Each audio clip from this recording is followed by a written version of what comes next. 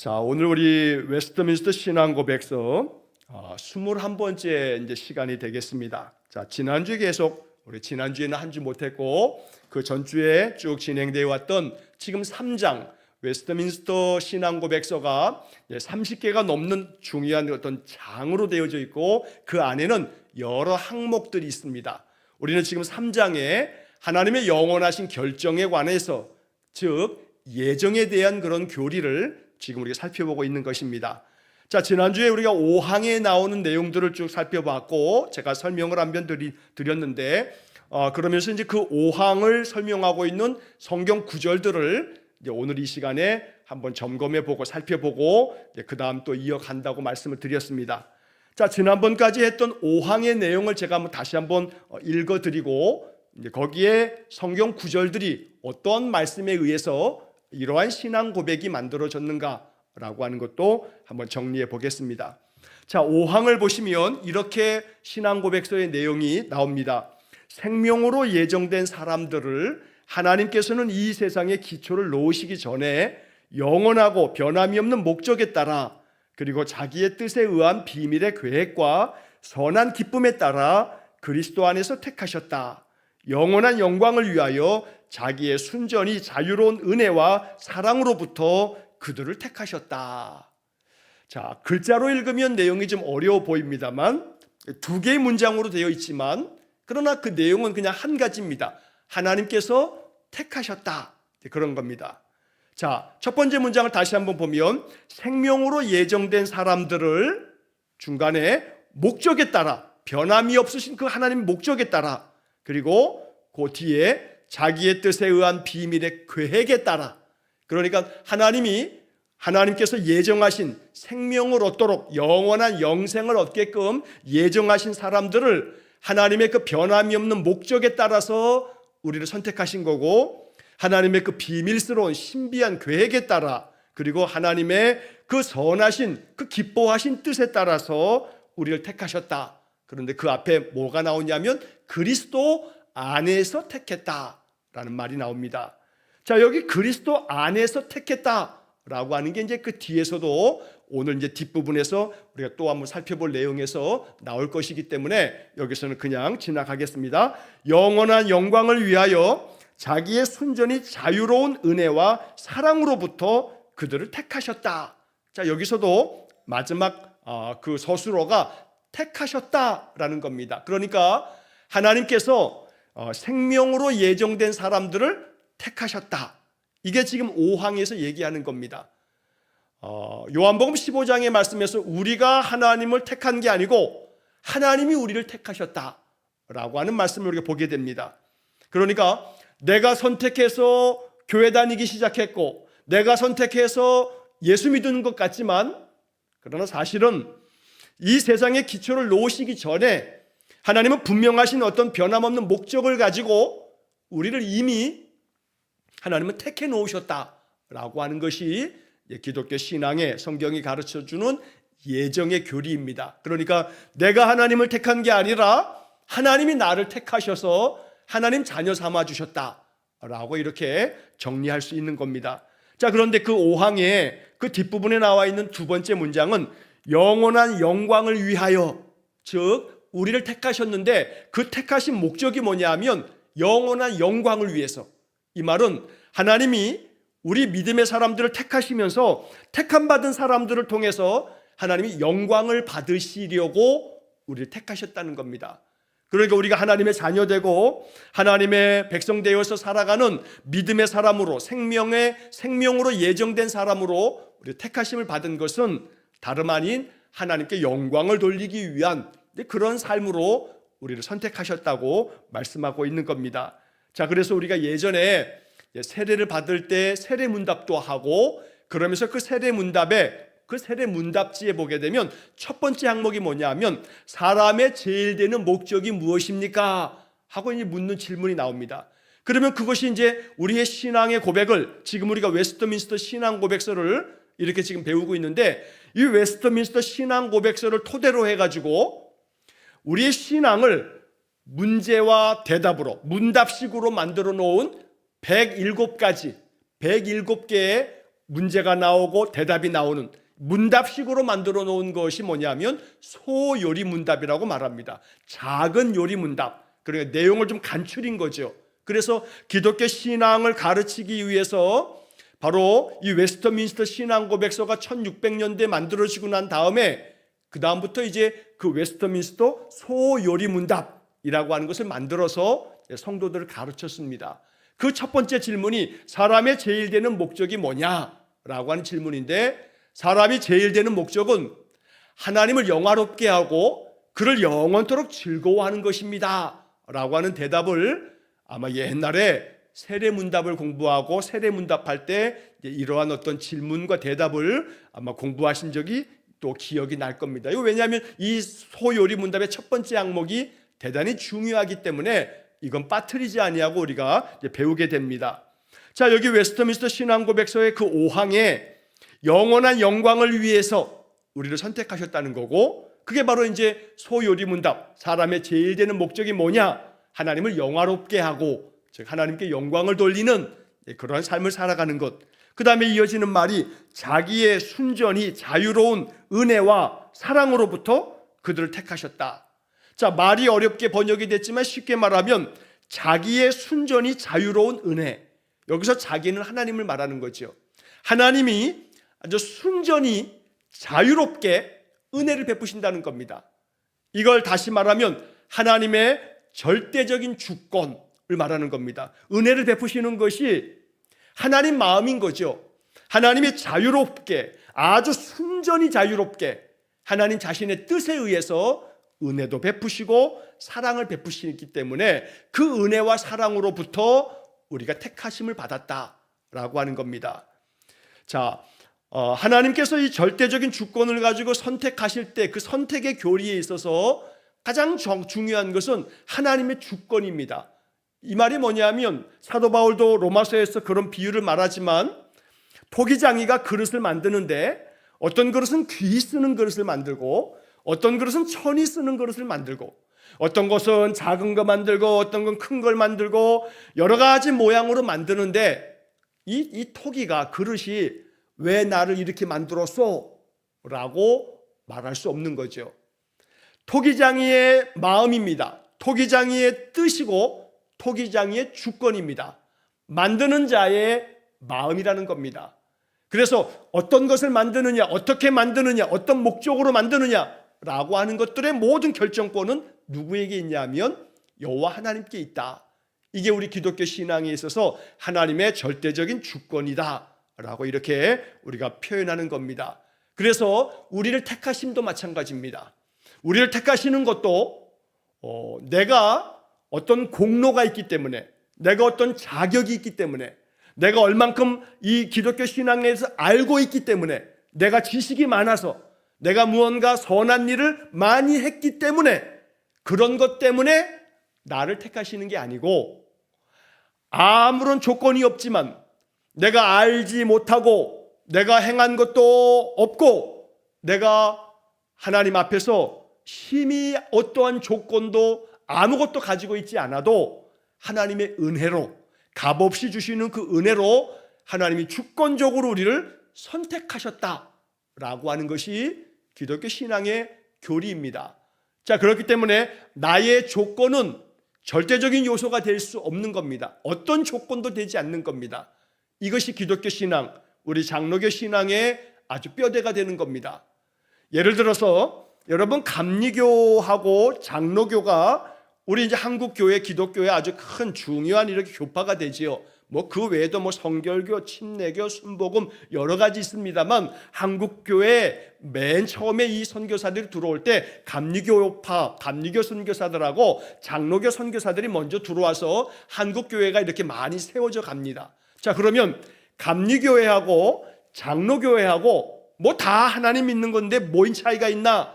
이렇게 생각합니다만 이 예정의 교리에 있어서도 감리교회하고 장로교회하고 아주 구별되어지는 아주 중요한 그런 차이가 한 가지가 있습니다. 그게 뭐냐면 의롭게 되어지는 칭의의 교리에 있어서, 즉 다시 말하면 내가 하나님 앞에서 예정받은 생명으로 영생을 얻게 되는 구원의 과정 속에서 우리가 거룩하게 되어질 때 장로교는 하나님의 절대적 주권에 의해서 우리가 선택받고 우리가 의롭다고 인정받는 거다. 나는 죄인이지만 하나님의 절대적 주권에 의해서 내가 하나님의 은혜로 아무 공로 없지만 하나님 자녀 되는 거다 라고 하는 하나님의 절대 주권을 가장 중요한 교리로 강조하고 있는 그런 교파가 장로교입니다. 자, 반면에 감리교를 좀 구분해서 이야기하자면 감리교는 그 안에서 어떤 교리를 가지고 있냐면 하나님께서 우리를 택하시지만 그러나 그 하나님의 택하심과 아울러 인간의 역할이 필요하다. 그래서 아무리 하나님이 택하셔도 우리 인간의 그런 열심 있는 노력과 헌신과 충성됨이 없으면 하나님 자녀로서 우리가 택함받은 사람이 되어지지 못한다라고 해서 인간의 그 노력, 인간의 수고함을 중요한 그런 내용으로 포함시키고 있는 것이 감리교의 교리입니다. 나중에 이제 이 웨스트민스터 신앙 고백서를 우리가 다 이제 수요일 저녁에 공부를 다 끝나고 나면 그러면 이제 그 다음에는 제가 이제 수요일 날 우리가 이 지금 현대 교회가 가지고 있는 여러 교파들 이런 것들을 한번 정리하는 시간들을 그래서 어떤 교파는 어떤 것들에 있어서 장로교하고 어떻게 차이가 있는가라고 하는 그런 내용들을 한번 쭉 한번 여러 주에 걸쳐서 공부하는 시간을 좀 계획하려고 합니다. 자, 어쨌든 감리교에 있어서 중요한 것은 사람의 노력, 사람의 수고, 사람의 헌신, 사람의 충성된 그런 모든 행위들, 사람의 행위가 일정 부분 중요한 역할을 감당해야 된다라고 이렇게 이야기하는 것이 감리교가 가지고 있는 신학적인 그런 견해입니다. 그러나 장로교는 아무리 사람의 수고와 노력과 헌신과 충성 그렇다 할지라도 그게 조건은 아니다. 그것 때문에 하나님이 우리를 택하시는 게 아니고 하나님의 택하심은 전적으로 하나님 주권이다 라고 이야기하는 것이 장로교회입니다. 그러다 보니까 결과적으로 따져보면 감리교하고 장로교하고 교인들을 가만히 비교해 보게 되면 좀 더 적극적이고 좀 더 능동적인 사람들이 누구냐면 감리교가 좀 더 그래요. 그러니까 여러분 감리교가 장로교보다는 훨씬 더 막 열정이 있어 보여요. 감리교에 가면 막 그 사람들은 뭐 얼마나 뭐 떠들썩하게 예수를 믿어요. 기도를 해도 막 뜨겁게 막 소리를 치면서 막 통성으로 기도하고 이게 감리교가 장로교보다 한 발짝 더 왜냐하면 그 사람의 수고함, 사람의 헌신, 사람의 충성을 굉장히 중요한 신앙의 어떤 한 요소로 보고 있기 때문에 그런 겁니다. 제가 어렸을 때 70년대에 부모님 따라서 이제 막 그 당시에는 70년대 부흥회가 많았어요. 그럼 옆 동네 옆에 교회가 부흥회하면 뭐 그 지역의 여러 교회들이 다 그 부흥회를 가기도 해요. 동두천에 제가 동두천에서 이제 어린 시절 이렇게 지냈는데 거기에 이제 동두천 감리교회라고 감리교회 큰 교회가 있어요. 거기서 부흥 집회를 한다 해가지고 부흥회를 한다 해서 옛날에 부흥회하면 한 일주일씩 하고 막 그랬죠. 그러면 이제 옆 동네에 있는 우리 장로교회에서 교인들이 많이 거기 부흥회를 하는데 거기 이번에 어떤 분이 오셔서 부흥회 한다 그러면 막 이제 그 교회를 가요. 저도 어머니 손에 이끌려가지고 그 부흥회를 한번 간 적이 있어요. 와, 근데 어린 시절에 제가 생각하기로는 한 뭐 4학년, 5학년쯤 됐을 것 같아요. 그런데 감리교에 들어가서 딱 그냥 그 예배를 부흥회를 딱 한번 참석하는데 부흥회이기 때문에 그랬을 것도 같긴 한데 막 사람들이 막 옛날엔 다 마룻바닥이잖아요. 마룻바닥에 방석 깔고 앉아서 찬송 부르는데 막 붕붕 막 뛰어 막 붕붕 뛰어 막 앉아서도 막 그냥 엉덩이를 덜썩덜썩 거리면서 막 소리치며 막 얼마나 박수치며 소리가 그냥 성전이 떠나가도록 그러더라고요. 그런데 나중에 신학을 공부하고 보니까 감리교 사람들은 사람의 행위, 사람의 그 어떤 헌신과 충성 이게 어떤 하나님의 은혜를 얻는 굉장히 중요한 요소가 되고 있는 겁니다. 장로교는 그와 반해서 하나님의 전적인 은혜, 하나님의 전적인 주권 이러다 보니까 장로교는 감리교보다 좀 더 성도들의 신앙의 모습이 좀 소극적인 그런 모습처럼 보여질 때가 있어요. 자, 그러나 그러한 교리에 있어서 가장 중요한 것은 장로교는 결국 자기의 순전히 자유로운 은혜와라고 하는 여기서 말하고 있는 것처럼 결국 하나님이 전적으로 하나님의 자유로운 결정과 하나님의 주권에 따라서 우리를 택하시는 거다라고 이렇게 말하고 있는 겁니다.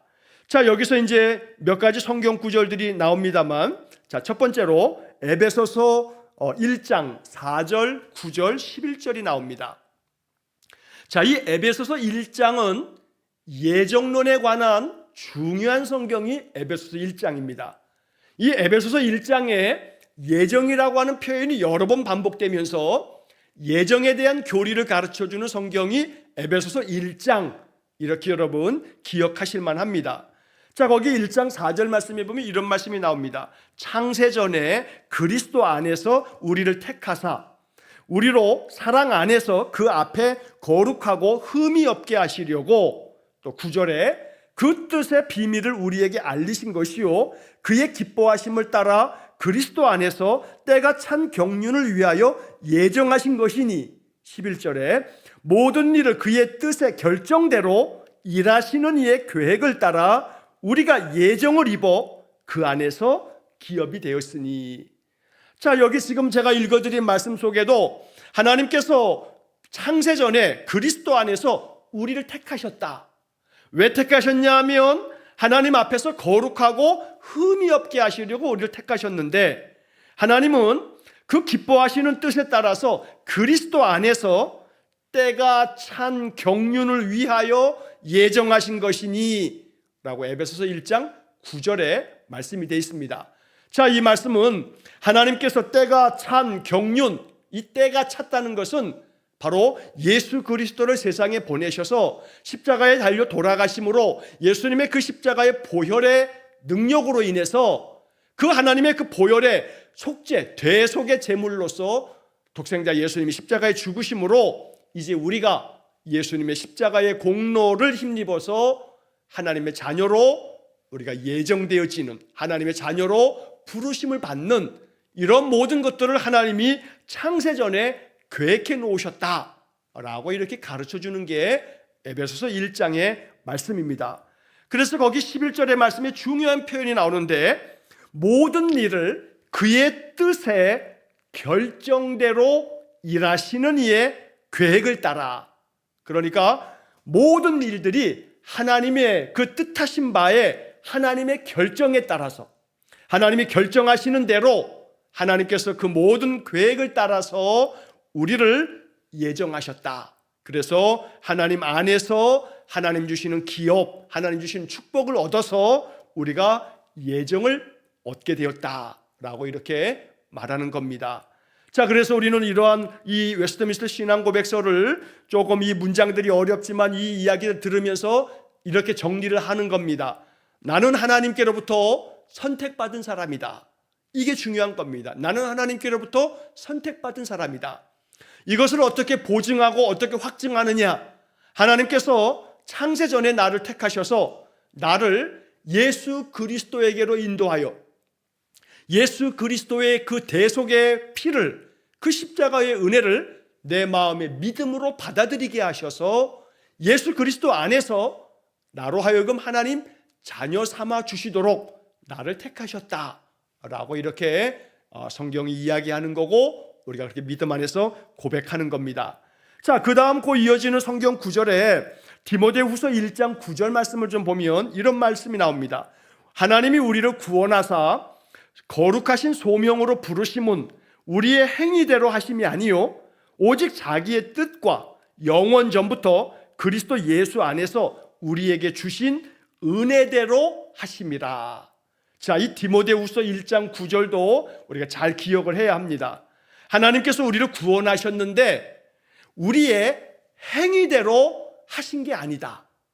이 말은 나의 행위, 내가 열심히 교회를 다녔고, 내가 열심히 전도도 했고, 내가 열심히 예배도 드렸고, 내가 열심히 성경도 읽었고, 내가 열심히 봉사도 했고, 내가 열심히 헌금 생활도 했고, 내가 열심히 기도했고, 나의 행위, 이런 것 때문에 나를 구원하시는 게 아니고, 나의 행위대로 한 게 아니고 오직 자기의 뜻, 하나님의 뜻에 의해서 영원 전부터 그리스도 예수 안에서 우리에게 주신 은혜대로 하십니다. 그러니까 하나님께서 우리를 구원하신 것은 나의 행위 때문에, 내가 뭔가를 했기 때문에 나를 구원하시는 게 아니라 이미 하나님이 뜻하셔서 영원 전부터 그리스도 안에서 우리에게 주시는 은혜대로 하심이라 라고 디모데후서 1장 9절에서 말씀하는 겁니다. 여기서 우리가 교회에서 많이 사용하는 은혜라고 하는 말이 나오는데, 은혜라고 하는 말을 한마디로 정리하면 이게 뭐냐면 값없이 나에게 주신 선물, 이게 은혜입니다. 값없이 나에게 주신 선물. 그러니까 하나님께서 우리를 구원하시는 것은 나의 행위대로, 내 행위에 대한 보상으로 나를 구원하시는 게 아니고, 하나님께서 전적으로 그리스도 안에서 하나님께서 뜻하셔서 영원 전부터 계획해 놓으신 대로 우리에게 주신, 값없이 주신 선물이다 라고 말하는 겁니다. 여러분, 선물은 값없이 받는 겁니다.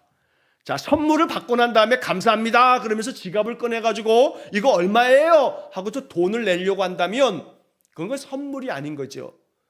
선물은 값없이 받는 것입니다. 구원은 하나님께서 우리에게 주신 은혜대로 하심이라. 그러니까 값없이 우리에게 주신 선물이 은혜라고 하는 말인데, 결국 하나님께서 그리스도 안에서 자신의 뜻에 따라서 우리에게 값없이 선물을 주셨는데, 그 선물 주신 것이 뭐냐면 우리에게 구원의 은혜를 주셔서 하나님의 선택받은 자의 자리에 서게끔 만들어 주셨다. 그러니까 결국 정리하자면 기독교 신앙에서 굉장히 중요한 이 교리들은 이렇게 정리가 되는 거죠. 옛날에 구원파가 있었어요. 권신찬이, 또 이요한이, 그 후손들이 막 구원파 이렇게 만들어서, 옛날에 구원파가 제일 먼저 질문하는 것이 당신 구원 받았습니까? 그러면 받았는데 받은 것 같기도 하고 막 이러다 보면 또 한 번 질문하는, 그 언제 받았습니까? 하고 묻습니다. 아니, 사람이 태어나면 당신 언제 태어났어요? 몇 년, 몇 월, 며칠. 아니, 그럼 당신이 하나님 자녀로 거듭났고 하나님께 구원받았으면, 거듭났다면 거듭난 날짜도 모르고 라고 이야기하면서 이제 그 사람의 신앙에 대해서 이래 하면서 이제 그의 신앙을 흔들어대면서 구원파 쪽으로 다 끌어가는 그런 아주 전술을 썼습니다. 자, 그런데 여기서 이제 우리가 한 가지 이제 물어야 될 것이 있습니다. 자, 하나님께서 나를 구원하셨다, 내가 구원받은 사람이다 라고 하는 부분에 있어서 사람들은 당신 구원받으셨습니까? 그러면 옛날에 내가 열심히 교회를 다닐 때는 구원받은 것 같았는데, 내가 주일도 열심히 지키고 내가 봉사도 열심히 하고 내가 기도 생활도 말씀 생활도 열심히 하면 구원받은 것 같고, 그거를 좀 등한히 하고 또 안 하게 되고 또 신앙도 많이 좀 후퇴하고 나태해진 것 같고, 그러면 구원 못 받을 것 같고, 오늘 밤에라도 죽으면 천국에 갈 자신이 있습니까? 하고 물으면 지금은 안 될 것 같은데 라고 이렇게 대답하는 사람들이 의외로 많습니다. 아직도 구원에 대한 기초가 나의 행위 때문에 말미암는다고 생각하는 마음이 있는 겁니다. 어찌 보면 우리가 아직도 여전히 예정의 교리를 제대로 알지 못하는 겁니다. 오직 하나님의 예정하심은 여기 지금 디모데후서 1장 9절에서 말하는 것처럼 하나님이 우리를 구원하사 거룩하신 소명으로 부르심은, 즉 우리를 부르신 까닭은 우리의 행위대로 하시는 게 아니다. 내가 뭔가를 행했기 때문에 나를 구원하시려고 부르시는 게 아니고 하나님이 자기의 뜻대로 그리스도 안에서 우리에게 주시는 은혜대로 하시는 거다. 은혜대로 하시는 거다. 그러니까 내가 구원받은 것은 내가 아무리 행위가 부족해도, 나의 신앙이, 믿음이 내 생각할 때는 굉장히 부족한 것 같아도 마음속에 하나님이 나에게 값없이 은혜로 내게 선물을 주셨다. 그래서 내가 두 손 벌쩍 들어서 하나님 감사합니다 하고 그 선물 받았다.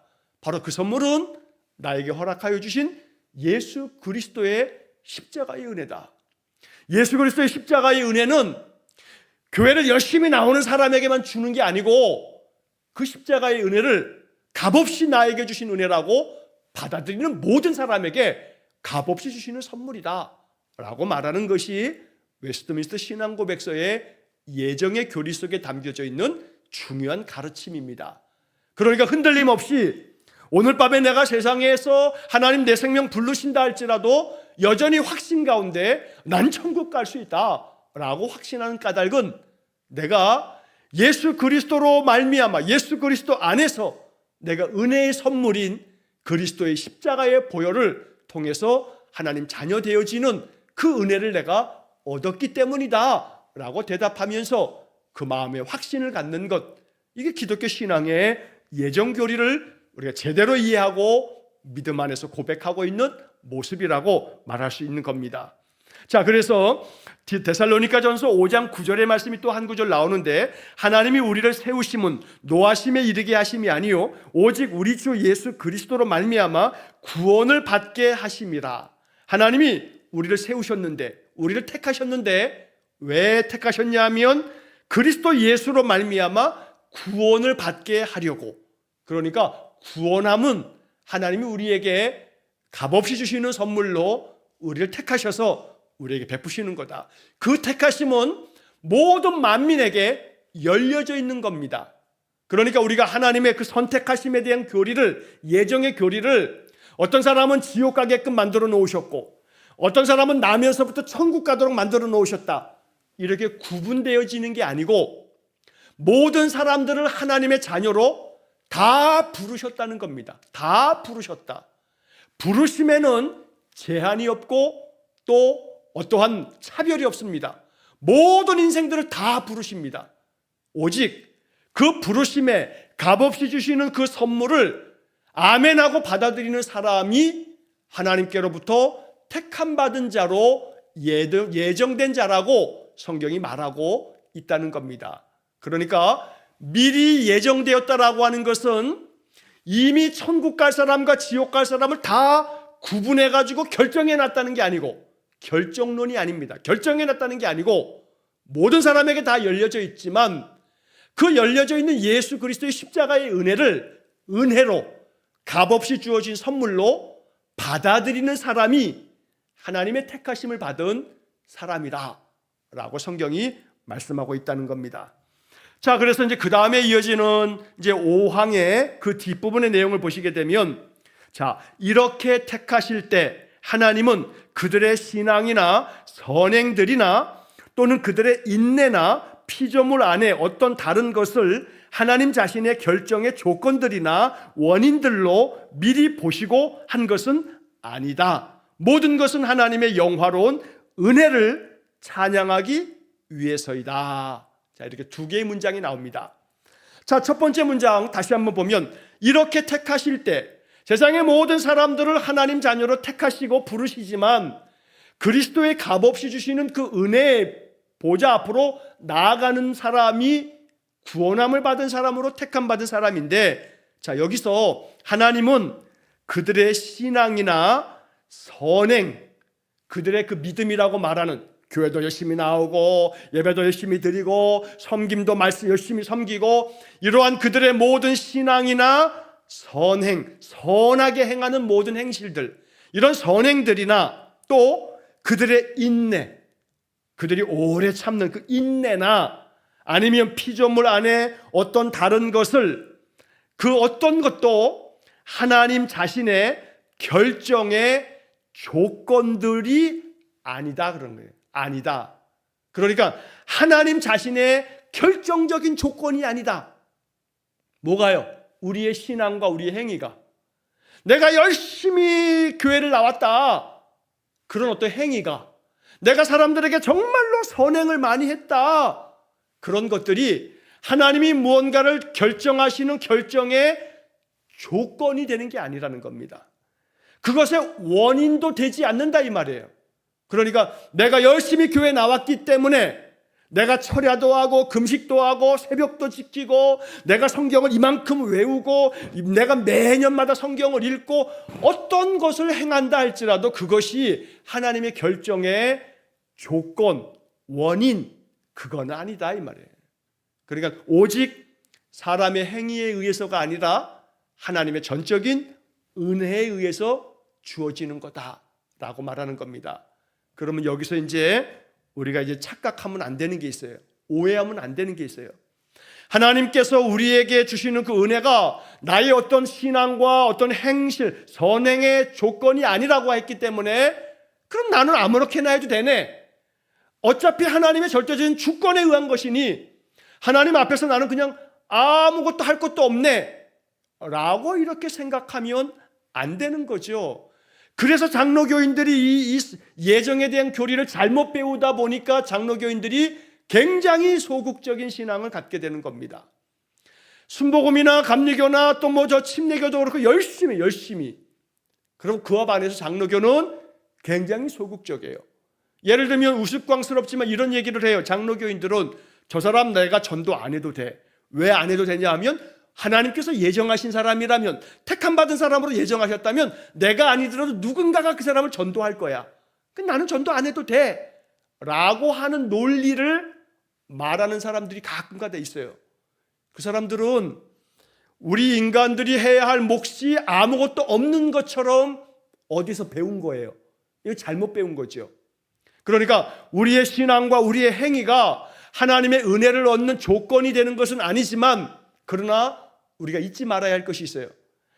구원함을 받음에 있어서는 구원은 믿음으로 받는데 하나님의 약속의 축복들은 그 믿음 안에서 순종을 통해서 받는 거예요.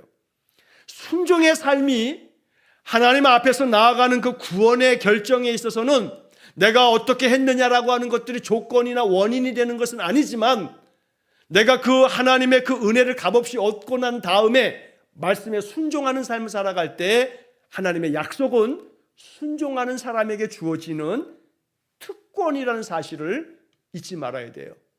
그러니까 구원함을 받음에 있어서는 예정하셔서 우리를 구원하시는 것은 하나님이 은혜로 값없이 주시는 선물이지만, 그래서 믿음 안에서 예수를 아무 조건 없이 아무런 어떤 대가 없이 예수 그리스도를 믿음으로써만 우리는 다 하나님의 자녀되고 구원을 얻지만, 그러나 하나님의 자녀가 되어지면 하나님의 자녀다운 삶을 통해서 하나님의 자녀의 본분을 지키면서 아버지의 뜻을 따라 아버지의 말씀에 순종하는 삶을 통해서 아버지의 약속된 축복이 내 삶에 주어진다는 사실을 잊지 말아야 되는 거지요. 그러니까 약속의 축복은 순종을 통해서 내 것이 된다는 사실 또한 잊어버리면 안 되는 겁니다. 자, 그래서 여기서 마지막 문장은 이렇게 말합니다. 모든 것은 하나님의 영화로운 은혜를 찬양하기 위해서이다. 여기서 모든 것은, 즉 하나님이 우리를 택하신 것도 그렇고 하나님이 우리에게 값없이 은혜를 주시는 것도 그렇고 또 하나님께서 우리의 모든 삶 속에 역사하시는 이 모든 것들은 오직 하나, 하나님의 영화로운 은혜를 영광스럽게 우리에게 주시는, 값없이 주시는 그 은혜를 찬양하기 위해서 이 모든 것을 주셨다. 그래서 우리는 겸손한 마음으로 하나님이 나에게 값없이 주신 은혜, 나를 택하여 주셨고 자녀 삼아 주셨고 또 내가 순종의 길을 걸어갈 수 있도록 성령을 주셨고 순종할 때마다 내게 약속의 그 축복을 베풀어 주시는 모든 것들을 통해서 오직 한 가지, 하나님께 영광스러운 찬양을 올리는 것, 이게 바로 인간의 본분이다 라고 말하는 겁니다. 하나님을 영화롭게 하는 것이 인간의 사람된 첫 번째 목적이고 우리가 오직 영원토록 그를 기뻐하고 즐거워하는 것이 인간의 제일된 목적이다 라고 하는 것이 웨스트민스터 신앙고백서를 토대로 한 그 신앙의 요리문답의 첫 번째 내용이 된다는 겁니다. 자, 여기서 로마서 9장의 말씀이 제시가 되어져 있는데 그 앞에 보면 로마서 9장 11절, 13절, 16절, 자, 요 세 개의 구절만 한번 살펴보고 오늘 말씀을 마치도록 하겠습니다. 자, 로마서 9장 11절에 보면 이런 말씀이 나옵니다. 그 자식들이 아직 나지도 아니하고 무슨 선이나 악을 행하지 아니한 때에 택하심을 따라 되는 하나님의 뜻이 행위로 말미암지 않고 오직 부르시는 이로 말미암아 서게 하려 하사. 그러니까 여기서 하나님의 뜻이 행위로 말미암지 않고 오직 부르시는 이로 말미암아, 오직 우리를 부르시는 하나님에 의해서 하나님께서 우리의 모든 그 하나님 정하신 뜻이 이루어지는 거다. 나의 행위로 말미암는 게 아니고 하나님의 부르시는 그 하나님의 뜻에 따라서 정해지는 것이다 라고 이렇게 말하고 있는 겁니다. 자, 그래서 16절의 말씀에 보면 로마서 9장 16절에 그런즉 원하는 자로 말미암음도 아니요 다른 박질하는 자로 말미암음도 아니요 오직 긍휼히 여기시는 하나님으로 말미암음이니라. 자, 이 표현이 로마서를 읽다 보면 이게 좀 어려운 표현들인데 원하는 자로 말미암음도 아니요 원하는 자가 아무리 원한다고 해서 원하는 대로 다 되어지는 것도 아니다. 자, 다른 박질하는 자로 말미암음도 아니요 열심히 경주를 하는 경주자가 열심히 다른 박질해가지고 열심히 달렸다고 해서 그 사람이 경기에서는 첫 번째로 들어가면 금메달을 따는 거지만 하나님의 은혜는 열심히 다른 박질했다고 해서 그 사람이 열심히 달려갔기 때문에 하나님의 은혜가 주어지는 것도 아니고 오직 긍휼히 여기시는 하나님으로 말미암는 것다. 그러니 우리가 아무리 원한다 해도 아무리 다른 박질한다 즉 아무리 내가 어떤 수고를 한다 할지라도 하나님의 은혜는 은혜를 주시는 하나님의 뜻에 의해서 결정되는 거다라고 말하는 겁니다. 자, 그러니까 이 하나님의 은혜를 우리가 어떻게 생각해 보면 마음 가운데 이제 오해가 생길 수도 있어요. 왜냐하면 똑같이 예수 믿는데 저 사람은 모든 게 다 잘 돼. 아프지도 않아. 재산도 많아. 하는 일마다 더 잘 돼가지고 막 번창해.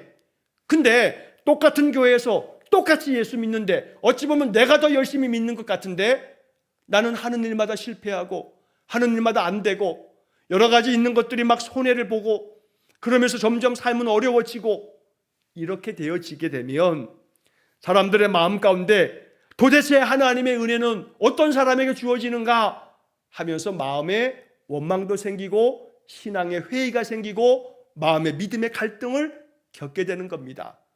자, 여기서 우리가 알아야 할 중요한 신앙의 고백은 하나님의 은혜는 원하는 자로 말미암음도 아니고 다른 박질하는 자로 말미암음도 아니고 오직 긍휼히 여기시는 하나님으로 말미암음이다. 이 이야기를 할 때 제가 빠짐없이 늘 드리는 그런 예가 있습니다. 여러분, 송명이라고 하는 그런 시인이 옛날에 지금 뭐 한참 옛날 전입니다만 이분이 많은 장애를 가지고 있어요. 자, 그런데 그 장애를 가지고 있는 이분이 여러 가지 노랫말로 찬양을 만들었어요. 공평하신 하나님은 나는 남이 가진 것 없지만 그러나 남이 가지지 못한 것을 내가 가지고 있다 라고 하는 내용의 찬양의 가사를 만들어서 유명한 복음성가가 되어서 한동안 한국교회에 많이 불렀던 때가 있어요. 공평하신 하나님이 나 남이 없는 것 같지 않았지만 가지고 있지 않지만 그러나 그 사람이 없는 것을 내가 가지고 있다 라고 하는 그런 고백.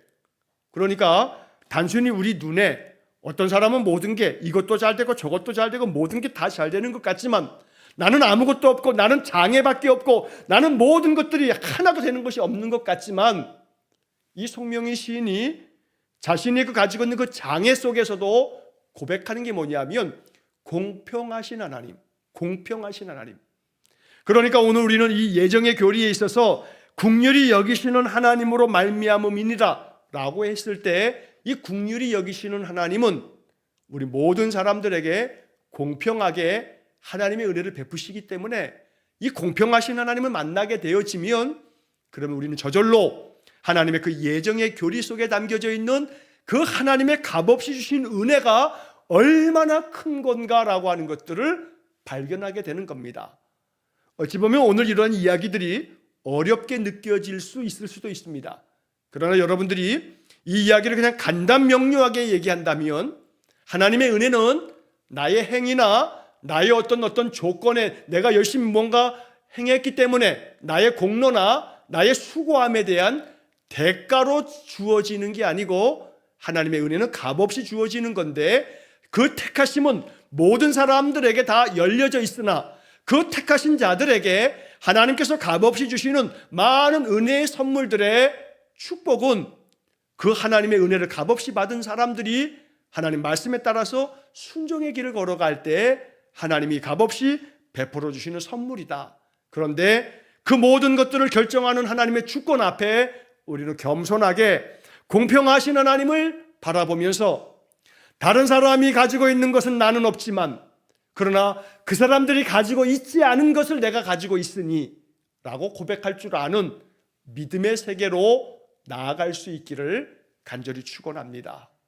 사람들이 볼 수 없는 것들을 나는 보게 되었고 사람들이 듣지 못하는 것을 나는 듣게 되었고 라고 이렇게 고백하는 그 시인의 노랫말처럼 아무리 세상에 많은 것들을 가지고 모든 것들에 있어서 부족함이 없는 것 같아도 그 사람이 가지고 있지 않은 것, 나는 하나님의 소리를 들을 줄 알고 나는 하나님이 보여주시는 그 모습과 사랑을 볼 줄 알고 그래서 나는 사람들이 가지고 있지 않은 것을 나는 가지고 있다 라고 이렇게 찬송하는, 그래서 그 모든 영광을 하나님께 영광을 돌리는, 이것이 바로 하나님의 결정에, 영원하신 그 결정에 하나님의 그 신비한 뜻이다 라고 말하는 겁니다. 그래서 우리가 이 하나님의 그 계획과 그 하나님의 결정하심, 예정하심에 있어서 결론은 항상 하나님 앞에 신실하신 하나님, 또한 공평하신 하나님을 마음에 신뢰하면서 하나님의 은혜를 구하기 위해 순종의 길을 걸어가는 사람들에게 하나님이 보여주시는 영적인 선물이 바로 이 예정의 교리에 담겨져 있는 그런 하나님의 신비한 역사하심입니다. 이것은 영의 눈이 열려져야 하나님께서 나에게 보게 하시는구나, 내 영적인 귀가 열려져야 하나님이 이러한 것들을 듣게 하시는구나 라고 하는 그런 영적인 세계까지 나아갈 수 있다는 겁니다. 오늘 예정의 교리는 사실은 굉장히 신비한 은혜 속에 담겨져 있는 교리이기 때문에 이것을 우리가 마음속에 받으면서 하나님 앞에서 그 하나님의 그 예정하신 그 깊으신 뜻을 볼 수 있고 느낄 수 있고 들을 수 있는 그러한 영적인 은혜가 우리의 삶 속에 부어지기를 주의 이름으로 간절히 축원합니다. 자, 다음 주에 이제 그 뒤에 성경 구절 한두 구절하고 6째 항목으로 6항으로 그 다음 이어서 다음 주에 또 살펴보도록 하겠습니다. 같이 기도하겠습니다. 사랑이 많으신 아버지 하나님, 우리의 행위로 말미암지 아니하고 값없이 주시는 선물 하나님의 은혜를 따라서 긍휼히 여기시는 하나님의 그 은혜를 우리에게 베풀어 주시니 감사합니다. 모든 세상 사람들에게 하나님의 부르심은 다 열려 있어서 하나님은 저들을 하나님 자녀로 다 부르셨지만 그 부르심의 기쁨으로 아멘으로 화답하며 값없이 주시는 선물을 감사함으로 받는 사람들이 하나님의 그 예정에 택함받은 자의 자리에 서서 이제 그들이 믿음 안에서 하나님의 자녀가 되어 아버지의 뜻을 따라 순종의 길을 걸어가면 하나님 예비하신 놀라운 축복을 보여주시고 들려주시고 나타내 주시니 영적인 세계로 들어가 하나님께서 우리에게 부으시는 그 값없이 주시는 은혜의 세계를 보고 듣고 느끼고 체험하는 우리 성도들 되게 해 주옵소서. 그리하여 우리의 믿음의 삶이 우리가 더욱더 한층 하나님께로 더 깊이 나아가는 우리 성도들 되게 해 주옵소서. 모든 것을 주님께 의지하오며 예수님 이름으로 기도하옵나이다. 아멘. 우리 구주 예수 그리스도의 은혜와 하나님 아버지의 극진하신 사랑과 성령의 교통하심이 하나님께서 나를 부르사 택하셨으니 그 택함받은 자의 은혜를 얻어 하나님 보여주시고 예비하신 놀라운 영적 세계를 보고 듣고 체험하기를 간절히 소망하며 기도하는 머리 숙인 귀한 성도들 위해 영원토록 함께 하시길 축원하옵나이다. 아멘.